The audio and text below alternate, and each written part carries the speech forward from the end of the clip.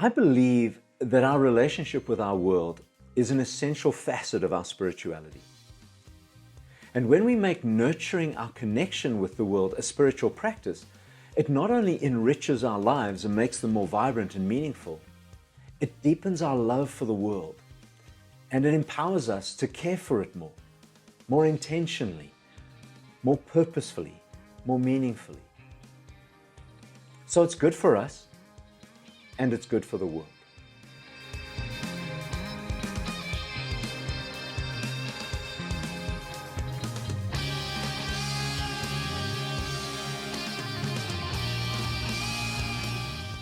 Hello everyone, I'm John, the founder and host of EvoFaith, an online community for people who've either broken up with the church or whose relationship with the church can best be described as it's complicated.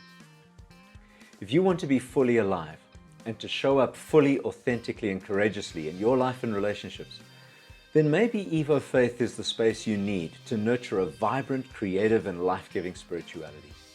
So welcome to the EvoFaith Podcast.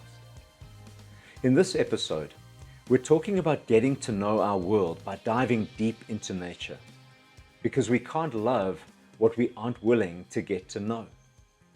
So let's dive in. One of my favorite books of all time, right up there in my top 10, is Annie Dillard's Pilgrim at Tinker Creek. It tells the story of, I think it was a year she spent immersed in the natural world at Tinker Creek. And she describes everything she learned as she lived in a shack and just explored the world around her. I learned so much from her just reading that book. And she looks at both the terror of nature, which is red in tooth and claw, and the beauty and wonder of the diversity and aliveness of the natural world, the fecundity of its creativity and the way it brings life into being. It was one of the most moving and life-changing books I've ever read. Now, as we've seen, love requires a desire to connect, and that includes loving our world. We can't love the world at a distance, removed from nature and from its various creatures and seasons and moods. Immersion is always what deepens a relationship. When we want to truly know someone, or a new country, or a sport, or anything, we need to get up close and personal. We need to immerse ourselves in their life, their being, their nature. We need to get to know that which we seek to love as deeply and thoroughly as possible, engaging as openly and authentically as we can with who or what they are, and letting go of our desire to control or shape them to our pleasure. We can learn so much from books and videos and other sources, but something different happens when we actually dive into a different reality. And yet so many of us are so far removed from the world that sustains us and gives us a home. And so to love the world, to want to care for it, protect it, and ensure that it remains healthy, we need to dive into it. We need to get to know it. We need to immerse ourselves in it and allow it to show itself to us. In Matthew's Gospel, Jesus teaches his disciples to observe and engage more deeply with the world around them. Doing this would help them to understand and experience the abundant life that he called the reign of God. Matthew 6:23-30 is one example of this. This is what Jesus says. Look at the birds. They don't plant or harvest or store food in barns, for your heavenly Father feeds them. And aren't you far more valuable to him than they are? Can all your worries add a single moment to your life? And why worry about your clothing? Look at the lilies of the field and how they grow. They don't work or make their clothing, yet Solomon in all his glory was not dressed as beautifully as they are. And if God cares so wonderfully for wildflowers that are here today and thrown into the fire tomorrow, he will certainly care for you. Why do you have so little faith? There's tremendous wisdom, guidance, and life to be found by spending time in nature, learning from her and exploring her secrets. And we can't do that unless we are willing to immerse ourselves in creation. In a moment, I'd like to offer a few ideas about how we can practice immersing ourselves more intentionally in the natural world. But first, I'd like to remind you to subscribe, like, activate notifications, and share this podcast as widely as possible. When you spread the word, it really helps EvoFaith to reach the people who will find this way of doing spirituality helpful. Thank you so much. I believe that our relationship with our world is an essential facet of our spirituality. And when we make nurturing our connection with the world a spiritual practice, it not only enriches our lives and makes them more vibrant and meaningful, it deepens our love for the world, and it empowers us to care for it more intentionally, more purposefully, more meaningfully. So it's good for us, and it's good for the world. There is no shortage of ways to dive deep into nature, but here are 3 of my favorites. The first one is just to get out into creation and explore it. Take your time. Get off the beaten track. Take the road less traveled, to quote from Robert Frost. See the amazing variety of expressions of life. Smell the smells, touch the textures, hear the sounds. But don't just go to the pretty places. Don't only look for the beauty and wonder.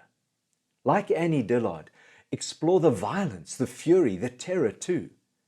Engage with the parts of nature that are fierce and frightening, because until you've seen the shadow, you don't really know it. When I lived in Cape Town, I loved the power of the wind and rain. I used to love going outside during storms, making sure I was wrapped up warmly, of course. But I loved feeling the power of the weather as it buffeted me. One time, Debbie and I found ourselves on top of Table Mountain when strong winds and rain started pouring down almost horizontally, quite suddenly, which happens on Table Mountain quite often. The storm made our planned route down the mountain impossible, and so we had to use all our wits, maps, devices, to find our way back down. Fortunately, we'd taken extra clothes and extra food just in case, because we knew that this could happen. It took us a long time to get down to safety, and we were wet and dirty and exhausted when we got back to our car, but we felt so alive and so much more deeply connected with the earth. I fell in love with our world so much more that day. Now, most of us won't have these extreme experiences all that often. Some of us may go looking for them on a regular basis, and I applaud that, but that's not how most people live. So in addition to getting out into nature to explore it when you have the chance, I also recommend having a simpler and more repeatable practice of immersing yourself in nature. Do short hikes or walks near your home. Do some bird watching. Grow things in your garden or in pots if you don't have a garden. My friend Christine Sine, who lives in Seattle and runs a wonderful website and community called Godspace, has some amazing wisdom about the spirituality of gardening. And she's just released a book called Digging Deeper, The Art of Contemplative Gardening. I really encourage you to check it out. I'll put a link in the description. And then finally, I recommend becoming a student of creation, especially in your part of the world. Befriend the creatures, learn the plants, get to know their names. I've always loved that line from the song Colors of the Wind, which was one of the theme songs in the Disney movie Pocahontas. Pocahontas sings, "And I know every rock and tree and creature has a life, has a spirit, has a name." And that's really challenged me to learn the names. I'm not that great at it. I'm doing okay with birds, not so good with plants. But I have 5 apps on my phone to help me learn the names of creatures and plants as much as I can. My favorite is one that helps me to identify the dozens of bird species around my home and across my country. But then there are others for the mammals, the butterflies, the insects, and the trees. I don't use all of them all the time, and I still have so much to learn. But it's not a race. I have the rest of my life to learn and to dive deep into nature, and these apps are helping me to do that. We cannot love what we do not know. We cannot love our world if we stay distant and aloof from it.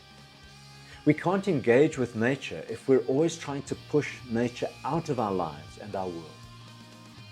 But with the industrial, technological world we live in, we can easily become alienated from creation. So we need to be intentional about connecting with it, immersing ourselves in it.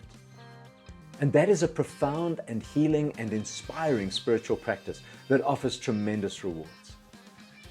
In our next episode, we'll look more specifically at what we can do to care for the earth, and we'll focus particularly on simplicity and mindful consumerism. But that's all for now. Thank you for listening. Thank you for watching, and I'll catch you next time.